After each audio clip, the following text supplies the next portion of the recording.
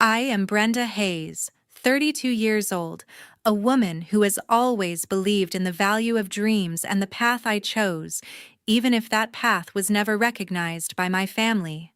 The family dinner at my sister's hilltop mansion in Boulder, Colorado began as it always did, filled with dazzling lights, laughter echoing through the room, and the familiar air of self-satisfaction I had known since childhood. I sat at the long oak dining table, my simple sweater a stark contrast to the sparkling crystal chandelier above, much like the way I have always stood apart from the glamorous world they so proudly called success. When the waiter brought out the appetizers, my sister leaned forward, a familiar glint of disdain in her eyes. Still playing entrepreneur Brenda, she sneered, her voice low but loud enough for everyone to hear. "When will you finally grow up and get a real job?" The whole table burst into laughter. My father chimed in, his tone sharp. "You need something stable like everyone else." My mother nodded and added, "Why can't you be more practical?" Even my cousin, usually, the quiet one, chuckled, his glass of wine pausing midair. I forced a smile, my fingers tightening around my phone. Their words were like needles piercing my pride, but they were nothing new. For years I had been the dreamer they dismissed, the one who was never good enough in their eyes. But they had no idea. They didn't know that I held the key to the perfect world they were living in. While they were still laughing, I quietly slipped my phone under the table, my heartbeat steady. I called my investment firm, my voice low but firm. "Cancel it. Cancel everything. Immediately." I hung up, my pulse quickening. In 30 minutes, their phones would start ringing, their smug expressions would collapse, and they would finally understand who truly held the power in this room. I leaned back, took a sip of cold water, and waited calmly for the coming storm. "Before we get into my story, tell me what time it is where you're watching this and which city you're in, so I can see just how far my story has traveled." On my drive to Boulder, I dreamed of a warm evening. The winding roads to my sister's hilltop mansion stretched ahead, and my old Toyota hummed quietly, a far cry from the luxury vehicles I'd passed on the way. I gripped the steering wheel, my mind drifting back to a time when I was 23, barely out of college. I'd built an education app from scratch, coding late nights in a cramped apartment. When Google offered $30 million to buy it, I signed the deal without hesitation. That sale was my first big win, the spark that ignited my career as a venture capitalist. It wasn't luck. It was years of grinding, learning markets, and betting on the right ideas. Over the next 10 years, I built a portfolio worth $950 million. I backed 5 major ventures, 2 in renewable energy, 1 in biotech, and 2 in software, each turning startups into industry leaders.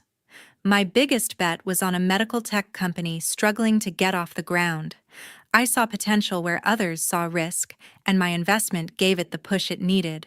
That company was Vitaltech, now led by my sister Gloria, who graduated from Stanford with all the fanfare I never got.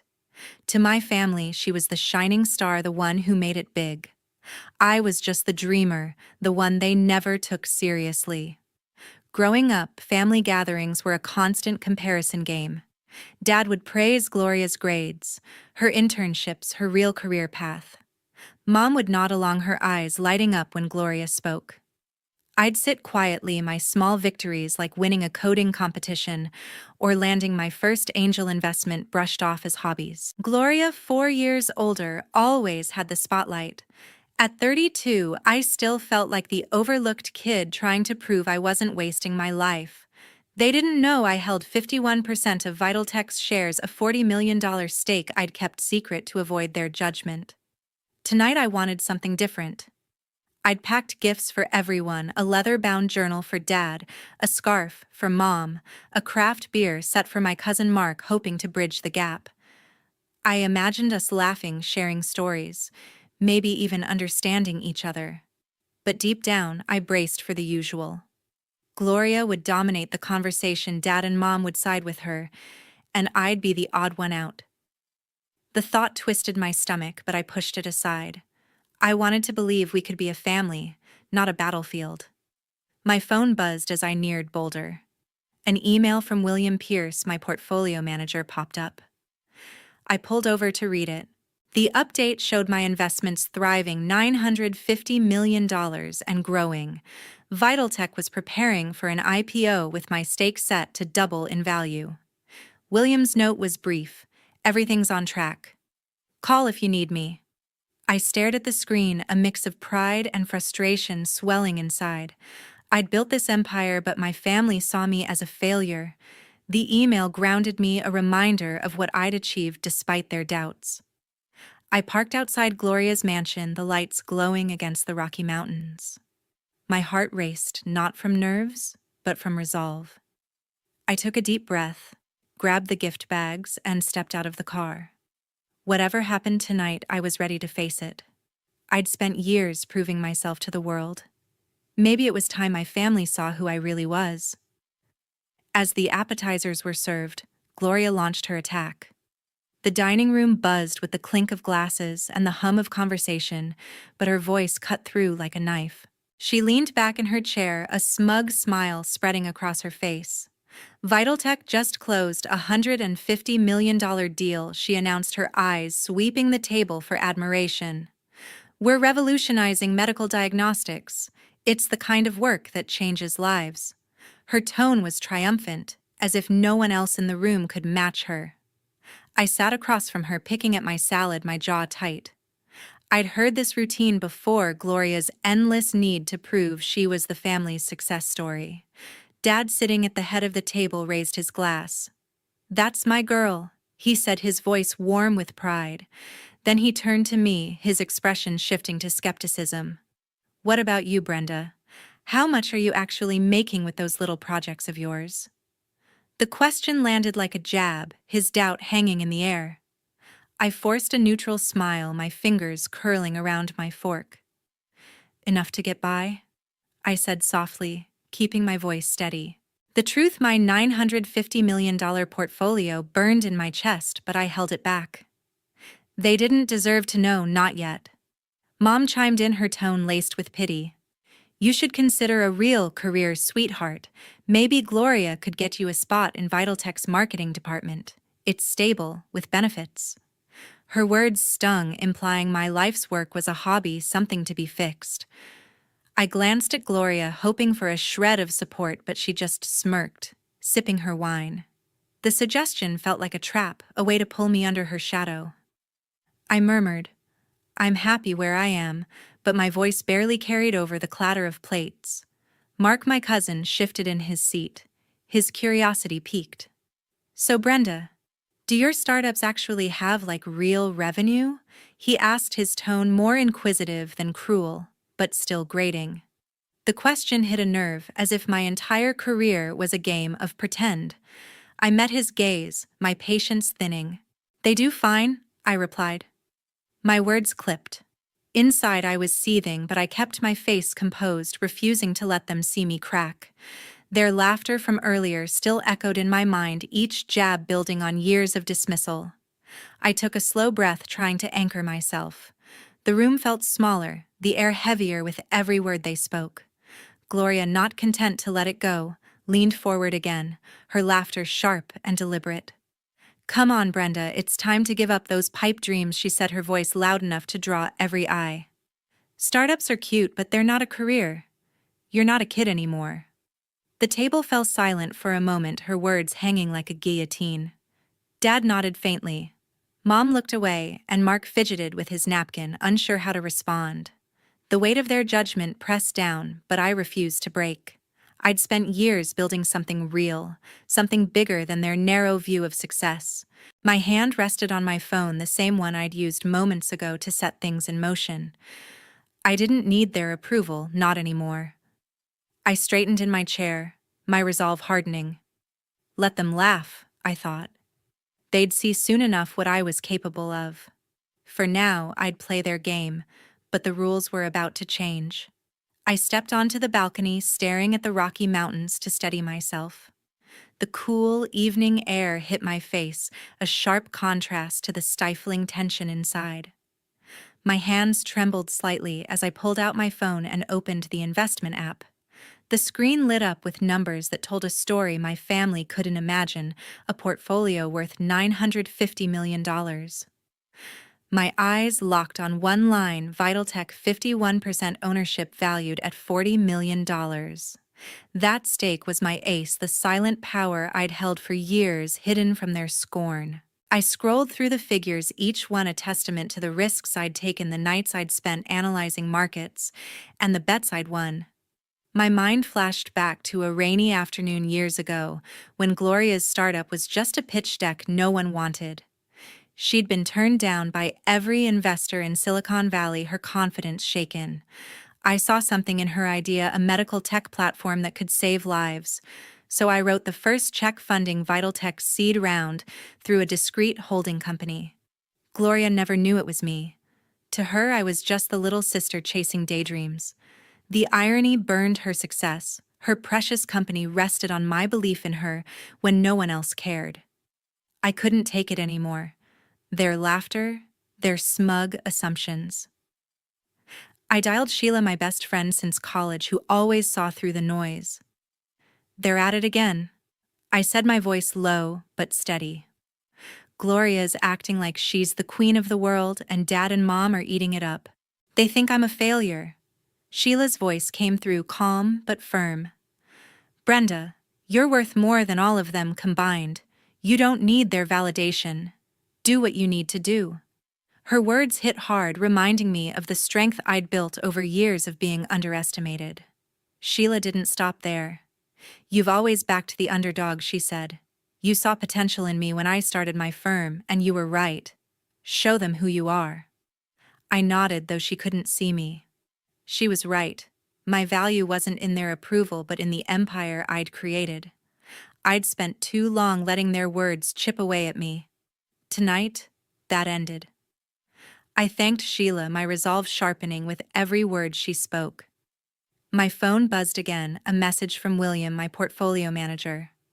"All set for liquidation if you give the word," it read. "Vitaltech stake ready to move. Just confirm." I stared at the text, my thumb hovering over the reply button. Liquidating my 51% would tank Vitaltech's IPO, unraveling Gloria's carefully built empire. It wasn't just revenge, it was justice for years of being dismissed. I typed a quick response: "Stand by. I'll let you know soon." My heart pounded, not with doubt, but with clarity. This was my moment to rewrite the story. I took a deep breath, the mountain air grounding me. The noise from the dining room, Gloria's voice, Dad's chuckles, Mom's murmurs faded into the background. I slipped my phone into my pocket and turned back toward the house. My steps were steady, my mind clear. I wasn't the little sister they mocked anymore. I walked back to the table, my face calm, but my heart blazing with purpose. They had no idea what was coming, but I was ready to show them. While Gloria boasted about the IPO plans, I called William. Her voice carried across the dining room, detailing how Vitaltech would dominate the medical tech market. I slipped my phone from my pocket, my fingers steady as I dialed my portfolio manager. "William," I said quietly, keeping my voice low to avoid attention. "It's time. Liquidate my 51% stake in Vitaltech. All of it. Now." The words felt like a release, a line drawn after years of being belittled. I leaned against the table, my eyes fixed on the untouched dessert plate in front of me, waiting for his response.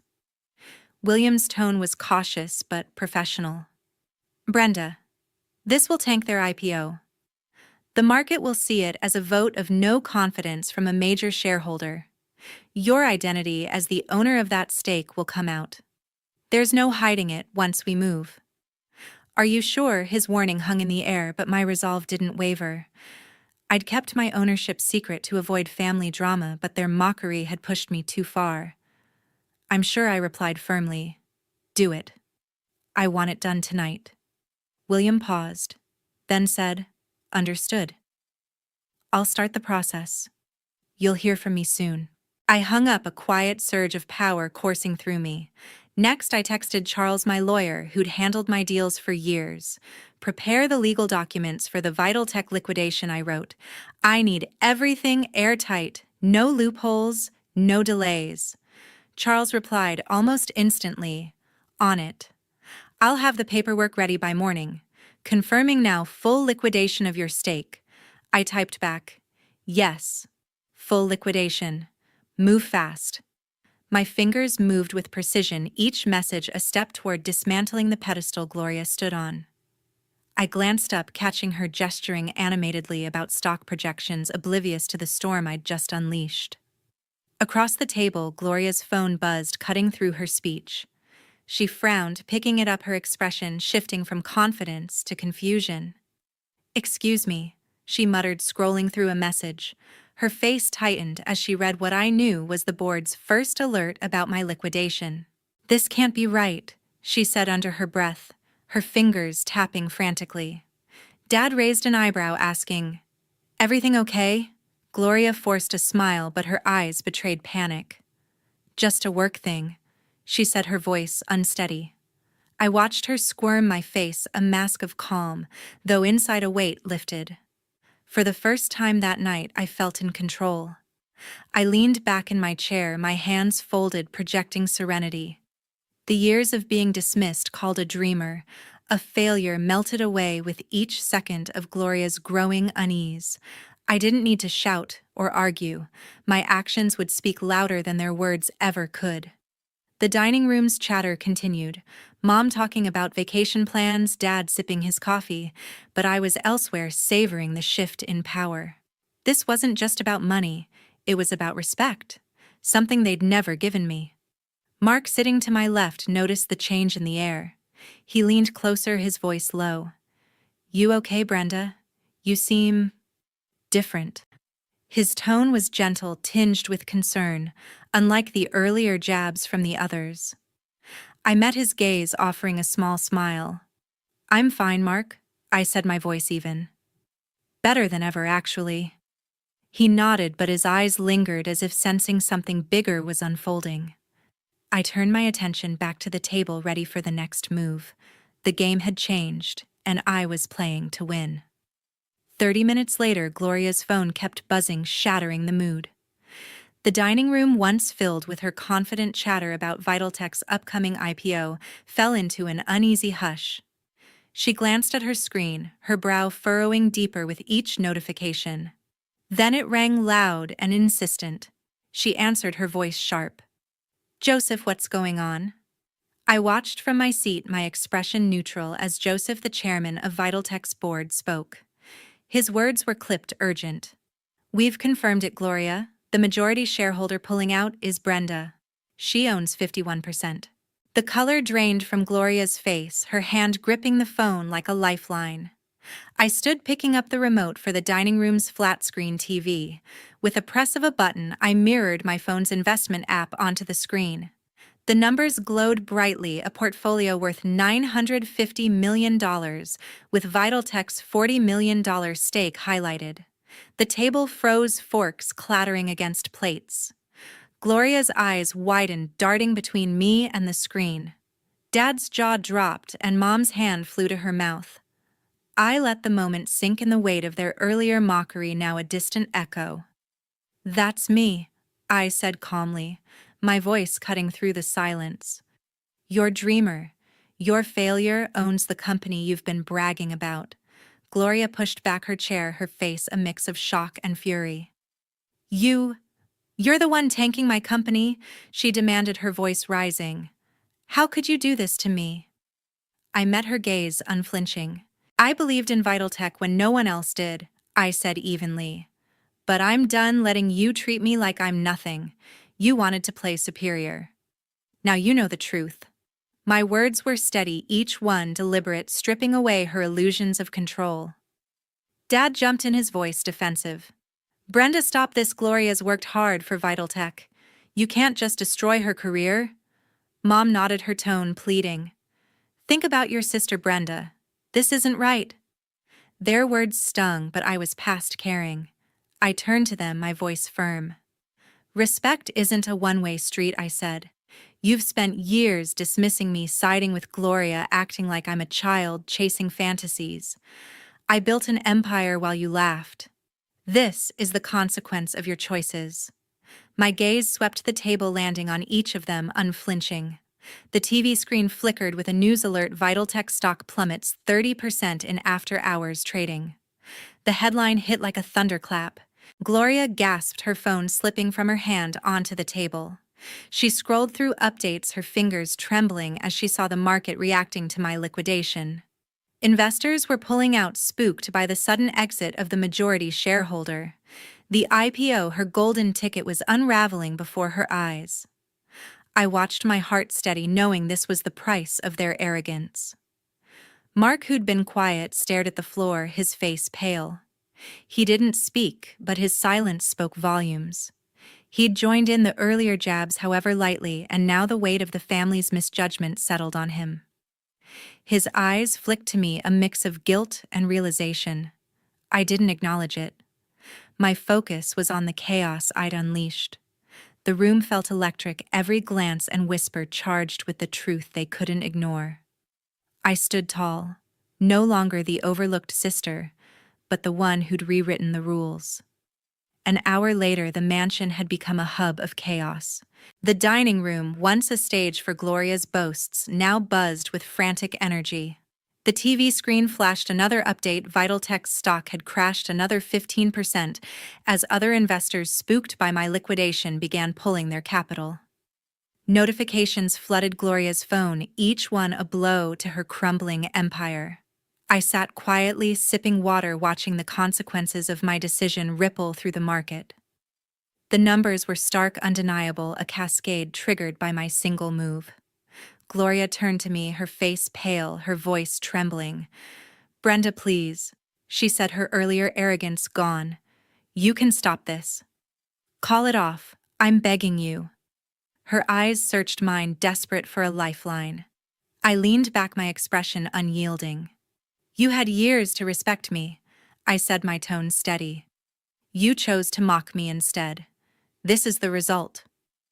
Her hands shook as she clutched her phone, the weight of her misjudgment sinking in. I felt no pity, only the clarity of standing my ground. Dad's voice cut through, sharp with anger. "Brenda, you're being selfish," he snapped. "You're destroying your sister's life over what a grudge." Mom joined in, her eyes glistening. "How could you do this to our family? Think of the consequences." Their accusations stung, but I was done bending to their bias. "You made your choice long ago," I replied, my voice firm. "You picked Gloria's side, dismissed me, and ignored what I built. This isn't about selfishness, it's about accountability." I held their gaze, refusing to back down, my resolve forged from years of their disregard. My phone buzzed, pulling my attention. It was Denise, the founder of a small renewable energy startup I'd backed when no one else would. "Brenda, I saw the news," she said, her voice warm with gratitude. "Your faith in us kept us alive. Thank you for seeing what others didn't." Her words were a quiet balm, a reminder of why I'd chosen this path, to lift up those overlooked like I'd always been. I smiled faintly, replying, "Keep pushing, Denise. You've got this." The call grounded me, a contrast to the chaos around the table.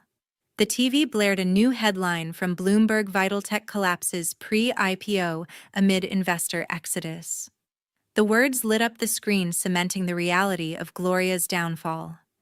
Her phone buzzed again, likely another panicked message from her board, but she didn't answer. Her hands covered her face, the weight of the news crushing her. Dad and Mom exchanged worried glances, their earlier confidence replaced by uncertainty. The room felt like a battlefield, the air thick with unspoken regrets. I stood gathering my things, a sense of freedom rising within me. The weight of their judgment, their years of dismissal, no longer held me. I'd shown them who I was, not through words, but through actions that spoke louder than their criticism ever could. As I moved toward the door, Mark's eyes followed me, his silence heavy with understanding. I didn't need their approval anymore. I walked out, my steps light, ready to leave their chaos behind and step into my own future. I drove my 12-year-old Toyota back to my apartment. The quiet hum of the engine was a stark contrast to the chaos I'd left behind at the mansion. Weeks had passed since that night, and I'd thrown myself into my next chapter. I committed $300 million to 10 startups, each one overlooked by the venture capital world. From AI-driven education platforms to sustainable agriculture tech. These were the underdogs I believed in, the kind of visionaries I'd always championed.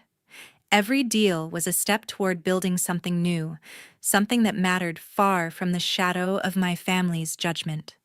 Vitaltech's collapse was complete. The company filed for bankruptcy, its IPO dreams shattered.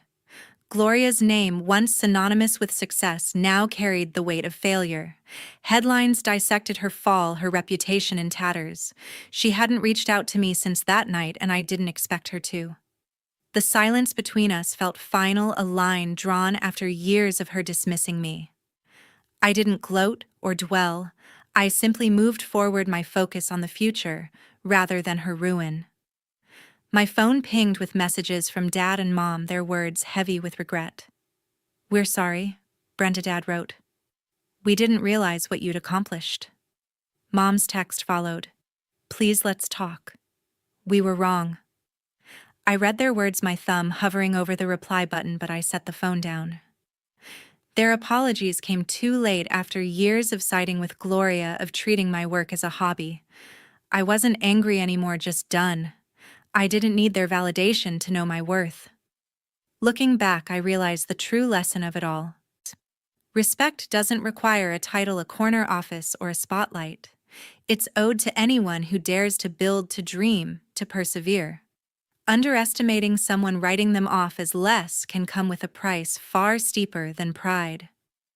I'd spent years proving myself to a family that refused to see me, and in the end, their blindness cost them more than it ever cost me. My actions weren't just about settling a score, they were about demanding the respect I'd earned, not just from them, but from myself. To everyone who's followed this story, thank you for watching. What do you think of this story? Please share in the comments. Your thoughts mean the world, and I'd love to hear how this journey resonated with you. Stories like this remind us that our worth isn't defined by others' opinions, but by the choices we make and the impact we create. Now I'm pouring my energy into those new projects, each one a chance to lift up the next generation of innovators. I wake up each morning with a sense of freedom, unshackled from the expectations that once held me back. The weight of my family's doubts is gone, replaced by a clarity I've never felt before. I'm not the little sister anymore, not the dreamer they mocked. I'm Brenda, the one who built an empire, and I'm just getting started.